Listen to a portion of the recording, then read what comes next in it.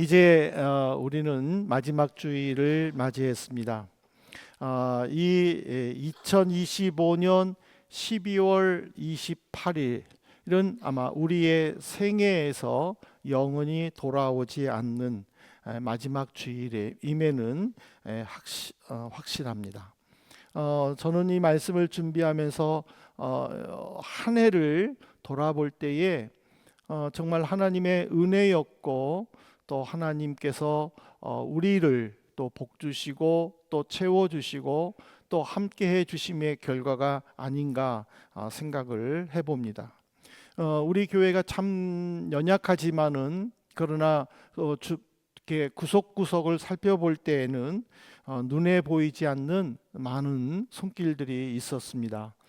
주방에서 밥을 또 짓고 또 설거지 하시는 분들, 또는 찬양 팀원으로, 또 여름에는 무더위 속에, 또 겨울에는 강추위 속에 또 떨면서도 또 예배를 또 잘 드리기 위해 또 이런 음향들, 또 기계 조작들을 위해서 또 고생하시는 분들도 계시죠. 그리고 또 교제를 위해서 또 친교실을 또 이렇게 세팅하고, 또 식탁과 의자들을 또 다 정리하시고, 또 아이들을 섬기시고, 또 우리 교회 출석하지 않지만은 그러나 또 헌금으로 또 동참하시고 또 교회를 위해서 기도해 주시고, 그런 분들은 정말 이렇게 수고하고 헌신한 분이 없다면 정말 우리 교회가 오늘 이 시간까지 있을 수 있을까? 저는 그 생각들을 참 많이 해봅니다. 여러분들 한 분 한 분이 얼마나 소중하고 귀한지 저는 늘 하나님께 감사하고, 또 우리 성도님들을 위해 기도하고, 또 성도님들이 정말 잘 됐으면 좋겠습니다. 여러분들이 어느 곳에 있든지 기도하는 대로 다 응답받기를 소망하고 또 축복하고, 또 정말 여러분들이 또 전공자로서 또 하는 그 연주들을 통해서 하나님의 영광들이 나타나면 참 좋겠습니다.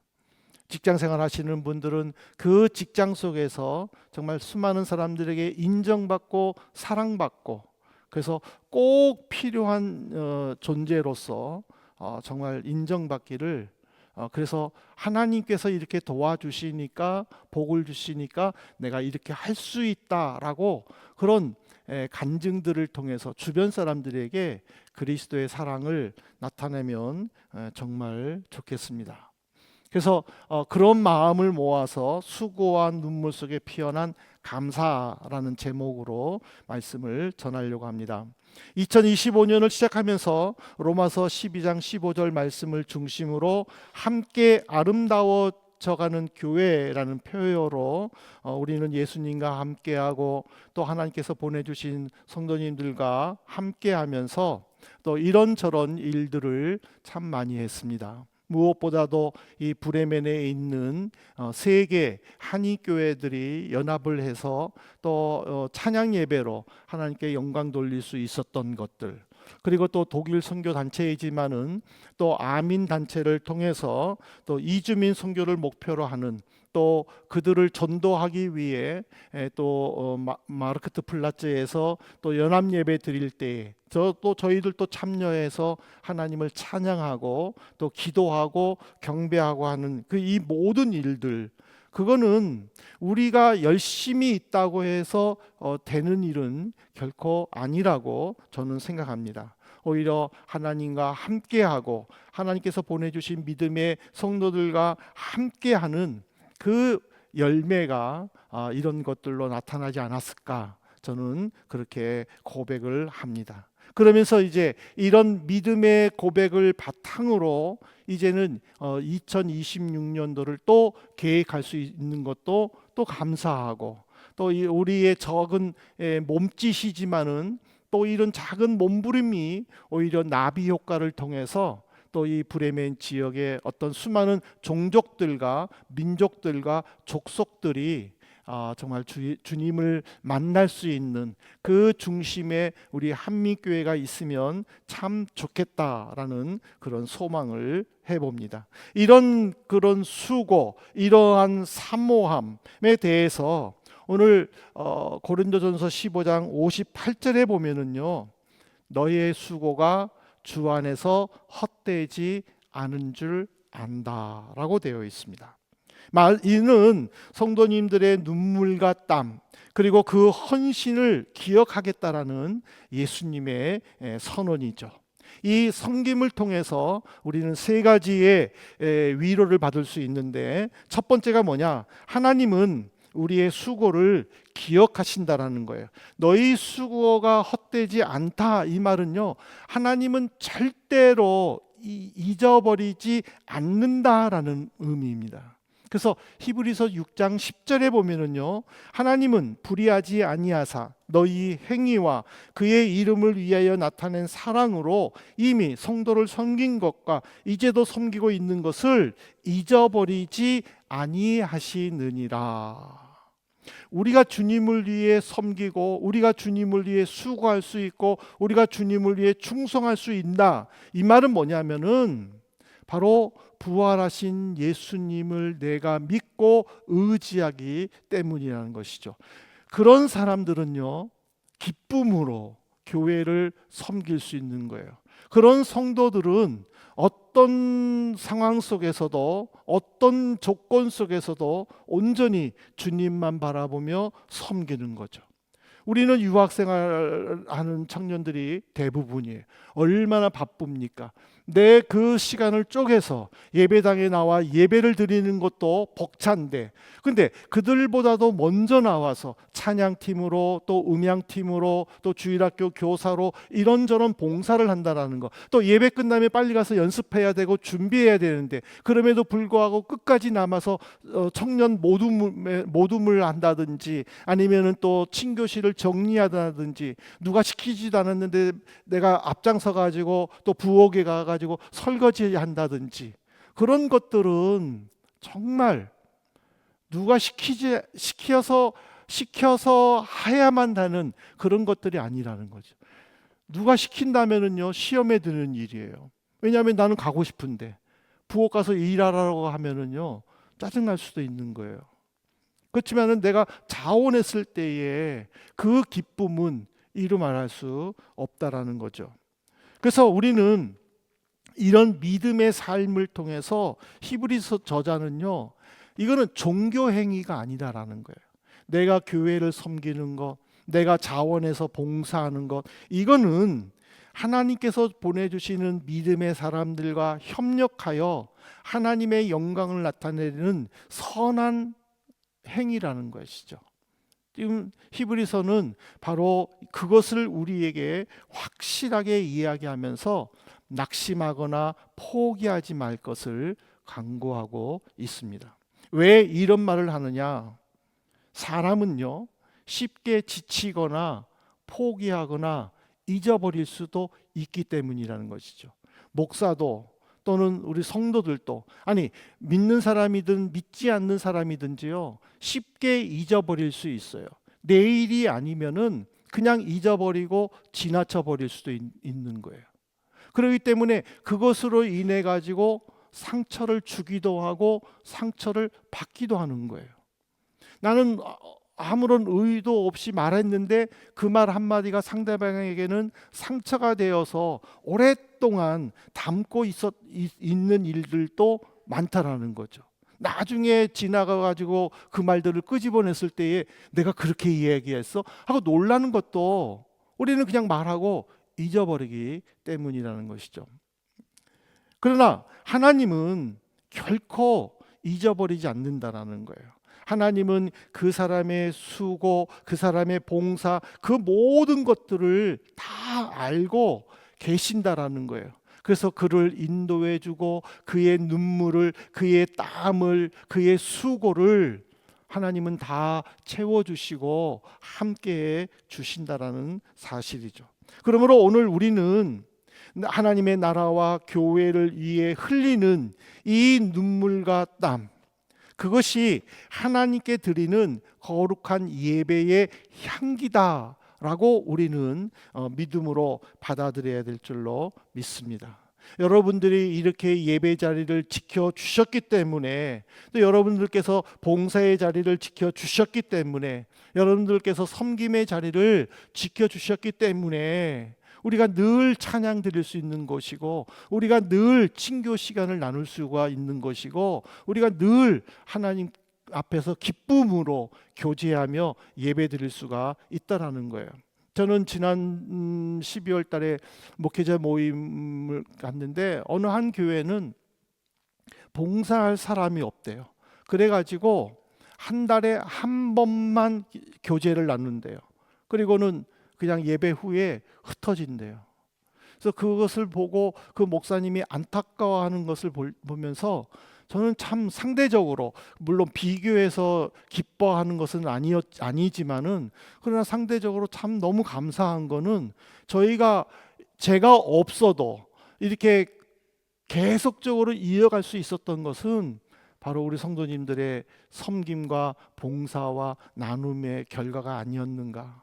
그래서 저는 참 늘 감사하고 또 우리 성도님들을 사랑하고 또 존경합니다. 그래서 우리가 올 한 해를 마무리하는 이 예배를 드리면서 하나님께서 내 수고와 눈물과 땀을 반드시 받아 주셨다라는 이 믿음의 고백으로 또 하나님께 감사하며 영광 돌릴 수 있기를 진심으로 소망합니다. 두 번째로는 이 섬김에는요, 믿음의 증거인 사랑의 열매가 담겨져 있다는 것이죠. 58절 한번 보십시오. 그 앞부분을 보면은요, 항상 주의 일에 더욱 힘쓰라라고 되어 있습니다. 이 힘쓰다라는 것은 뭐냐면은 부활 소망을 가져라라는 거예요. 우리가 하나님 앞에서 힘쓸 수 있는 것, 우리가 하나님 앞에서 예배를 드릴 수 있는 것, 우리가 하나님 앞에서 봉사할 수 있는 것, 이거는 뭐냐면은 예수님의 부활을 믿기 때문이라는 거예요. 예수님의 부활을 믿기 때문에 내가 하나님께 예배를 드리는 거예요. 우리가 죽은 예수님을 믿는다면 무슨 예배가 필요하겠습니까? 살아계신 예수님, 그 예수님이 다시 오실 것을 믿기 때문에 우리는 대강절도 지키는 것이고, 우리는 성탄절도 지킬 수가 있는 것이죠. 왜? 예수님이 다시 오시기 때문에. 그리고 그 예수님이 다시 오심을 믿기 때문에 그 예배가 풍성한 예배가 되기를 원하고, 또 그 예배 속에 하나님의 주시는 은혜를 기대하는 마음이 생기기 때문에 우리는 하나님을 찬양하고 하나님께 기도할 수 있고, 그리고 하나님 앞에서 모든 성도들이 더불어 함께 예배드릴 수 있도록 내가 섬겨야 할 부분이 무엇인가를 찾아보게 된다라는 사실이죠. 이것은 바로 주님에 대한 사랑의 표현이고, 그리고 믿음의 열매라는 것입니다. 어떤 아이가 주일 예배를 드리면서 이제 헌금을 합니다. 헌금을 하는데 그 어머니가 아이에게 말합니다. 너가 그거 일주일 동안 아낀 돈인데 어떻게 너는 아무렇지도 않게 헌금할 수 있니? 하고 그 엄마가 아이에게 물었습니다. 그때 그 아이가 이런 말을 합니다. 하나님께 드리면 없어지는 것이 아니라 하나님이 제 마음을 더 크게 해 주셔요 라고 어린아이가 이야기했대요. 세상의 대표인 이성, 그리고 믿음의 대표인 이 신앙의 차이예요. 세상 사람들은요, 헌금을 하거나 봉사를 하거나 무엇인가를 하면은 마이너스라고 생각돼요. 사실 그렇잖아요. 우리가 헌금하면은요, 계산해 보면은 내가 이 헌금할 때에 내가 이것을 할 수 있는데 그것을 못 하고 헌금하는 거잖아요. 마이너스 되잖아요. 세상 사람들이 볼 때는요, 비웃는 일밖에 안 되는 거예요. 그 마이너스 인생에 뭐가 기독교가 뭐가 좋다고 헌금하느냐 하고 비웃을 수 있다라는 거죠. 하지만 비록 내 삶에서 마이너스가 되지만 그것을 하나님께 온전히 드렸을 때에 하나님은 그것을 플러스 인생으로 바꿔주신다라는 거예요. 근데 우리가 지금까지 살아오면서 여러분들 이거 한번 생각해 보십시다. 내가 계획한 대로 된 적이 많이 있나요? 내가 아끼고 저축한다고 그 돈이 다 쌓여지던가요? 내가 안 쓴다고 아둥바둥 산다고 그것들이 차곡차곡 모아서 100%다 내게로 오나요? 안 쓰고 모아 기껏 코인에 투자했더니 때로는 나에게 마이너스가 돼. 주식을 투자했더니 더 땅으로 떨어져. 돈을 들고 있으면 좋은가 싶었는데 환율 때문에 그것이 더 어려워져. 그러니까 내가 계획한 대로 되지 않는 것이 우리 인생이라는 거죠.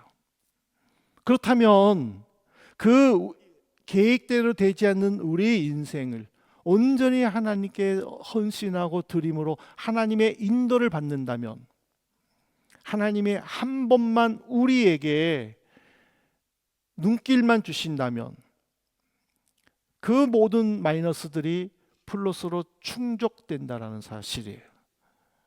그렇기 때문에 우리는 그 부활의 주님을 믿고 그 부활의 주님 속에서 믿음의 열매인 충성과 봉사를 할 수 있다라는 거죠. 그렇기 때문에 우리는 바울의 권면처럼 주의 일에 더욱 힘쓸 수가 있게 된다라는 사실이죠.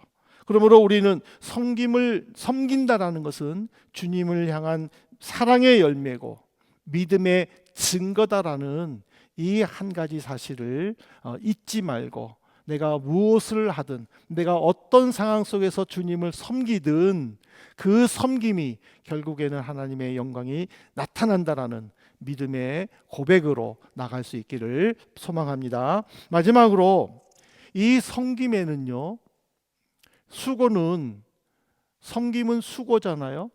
이 수고는요 반드시 내게 열매로 돌아온다라는 사실이에요. 그래서 15장 58절 마지막 부분에 보면은요, 너의 수고가 헛되지 않은 줄 안다라고 되어 있습니다. 헛되지 않는다라는 것은 뭐냐면 열매를 맺는다라는 거예요. 그래서 갈라디아서 6장 9절에 보면은요, 우리가 선을 행하되 낙심하지 말지니 포기하지 아니하면 때가 이름에 거두리라. 이거는 종말론적인 표현인데 주님의 심판이 지연되지만 스스로 피곤해하면서 넘어지지 않을 때에 하나님의 때가 되면 반드시 열매로 돌아온다라는 그런 의미예요. 바울 사도가 왜 갈라디아 교회에게 이런 권면을 했느냐면, 갈라디아 교회 당시에는요 거짓 선생들이 있었어요. 그들은 그리스도의 부활이 있다면 지금 와야 되는데 왜 온다 하면서 왜 지금까지 안 오느냐? 그러면은 그리스도의 부활이 없는 거 아니냐? 온다고 했으면 빨리 와야지 왜 안 오느냐? 올 것을 믿고 절제하며 살 필요가 뭐 있느냐? 그냥 그리스도의 부활이 없으니까 안 오는 것이고, 그러면 우리는 그냥 즐겁게 살면 되지 않느냐? 기쁘게 살면 되지 않느냐? 내가 하고 싶은 대로 하면서 살면 안 되느냐? 하고 거짓 교사들은 가르친 거예요. 그때 바울 사도는 그런 교사들 앞에 또 그 말을 듣는 갈라디아 교회 성도들에게 낙심하지 말아라. 하나님의 시간이 되면 하나님께서 반드시 임하시고 그러면 예수님은 다시 오신다 하고 가르치는 거예요. 그러니까는 우리가 수고 속에 열매를 맺기 위해서는요 인내가 필요하다는 것을 가르쳐 주는 거예요. 여러분들 농부들이 봄에 되면은 모를 심잖아요. 근데 모를 심자마자 자라가지고 벼가 있기를 바라는 마음으로 모를 심지는 않아요. 봄에 모를 심었을 때에 이 심기운 모는 언제 따요? 가을에 따는 거예요. 봄부터 가을까지 수없이 많은 시간들을 농부는 인내하면서 고통 속에 견디는 거예요. 여러분들 그 쌀미자가요 한자로 쌀미자가 어떻게 생겼는지 아십니까? 쌀미자가 열 십자에다가요 이렇게 점을 이렇게 찍는 거예요. 4개. 그러면은 이게 열 십자면은 열 아닙니까? 그리고 점이 이렇게 생겼잖아요. 이렇게 이거를 떨어뜨리면은요 8이 되는 거예요. 8. 그래서 왜 쌀미자가 이렇게 십자가에 8로 되어 있느냐면 농부가 모를 심고 추수하기까지 88번 동안 그 모를 관리해 준다라는 의미에서 쌀미자가 되는 거예요. 그러니까 꼭 88번을 갈까요? 더 가겠죠. 그만큼 오랜 시간을 참고 인내하며 견딜 때에 비로소 열매를 맺는다라는 거예요. 오늘 우리가 주님을 믿으면서 중요한 거는요, 인내예요. 힘들고 어려운 상황 속에서도 하나님께서 반드시 응답해 주신다라는 그 믿음을 가지고 참고 견딜 때에 가장 적당한 시간에 가장 정확한 때에 주님은 나를 세워 주신다라는 거예요. 이거를 우리는 잊지 말아야 된다라는 거예요. 내가 막 열심히 기도하고 무언가를 했는데 응답되지 않는다고 낙심할 필요가 없다라는 거예요. 포기할 필요가 없다라는 거예요. 아직 하나님의 때가 되지 않았는가 보구나. 다시 하나님의 때를 기다리며 고통을 참아낼 때에 그때 받는 것이 내게 진짜라는 사실이죠. 그래서 우리는요, 이거를 알아야 돼요. 하나님은 다 보고 계신다. 하나님은 다 알고 계신다. 그렇기 때문에 내가 하는 것은 헛되지가 않다. 반드시 열매로 돌아온다. 그 고백을 우리가 해야 한다라는 사실입니다. 이제 말씀을 맺겠습니다. 사랑하는 성도 여러분, 오늘 우리는요 2025년 동안 정말 죽도록 충성했습니다. 여러분들은 예배 자리를 지키기 위해 충성했고, 또 봉사의 자리에서 헌신했고, 친교실 정리와 청소, 찬양과 기도, 그 모든 것들은요 정말 죽도록 충성한 하나님께 드리는, 내가 하나님께 드릴 수 있는 최고의 예배였습니다. 최고의 봉사였고 최고의 헌신이었어요. 사람의 눈에는 적게 보일 수 있어요. 사람의 눈에는 부족해 보일 수 있어요. 그러나 하나님은 영원한 가치로 인정해 주셔요.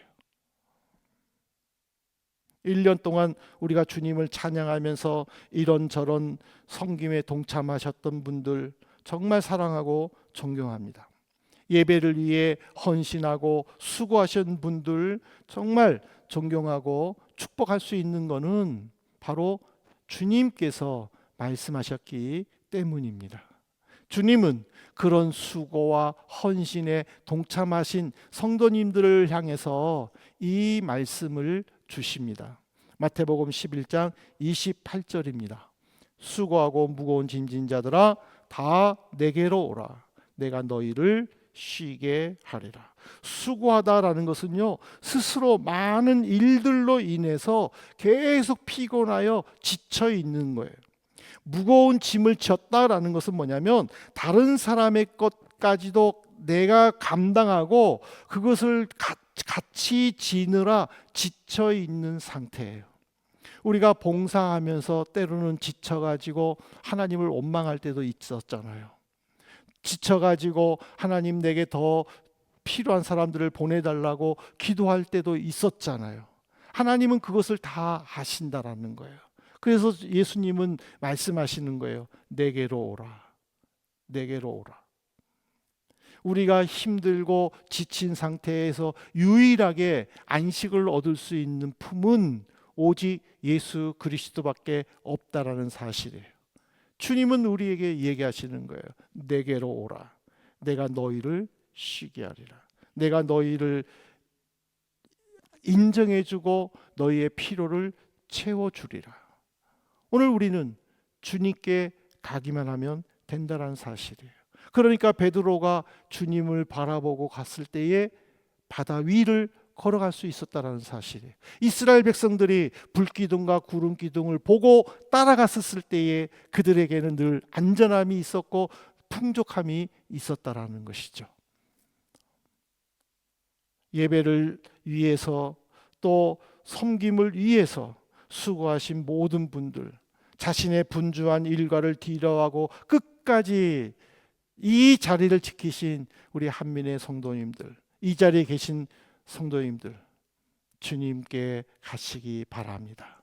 주님 안에서 평안과 안식과 위로를 누리시기를 주님의 이름으로 축복합니다.